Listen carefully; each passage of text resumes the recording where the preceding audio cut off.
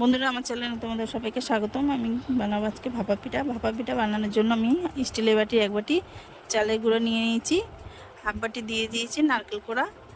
নারকেল কোড়া দিয়ে ভালো করে চালের গুঁড়োটাকে একটু মিশিয়ে নেব। তারপরে দিয়ে দেবো হাফ বাটি টক দই। টক দই দিয়েও একটু মিশিয়ে নেব। তারপরে দিয়ে দেবো আমি ছোটো বাটির 1 বাটি চিনি। চিনি দেওয়ার পর তারপর দিয়ে দেবো আমি 100 গ্রামের মতো বাতাসা দিয়ে বাতাসাটাকে আমি গুঁড়ো করে নেব। এবার স্বাদ মতো একটু লবণ দিয়ে দেবো, 3টে এলাচ দিয়ে এবার ভালো করে মেখে নেব আমি। তোমরা চাইলে গুড় দিয়েও করতে পারো, আমার কাছে গুড় ছিল না তাই আমি বাতাসা দিয়ে করেছি। গুড় দিয়ে করলে খুব সুন্দর হয়।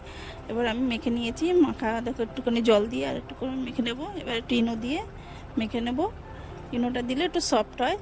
এবার আমি বাটিতে দিয়ে এবার ভাপাটা বসিয়ে দেবো। দেখো বসানো আমার হয়ে গেছে।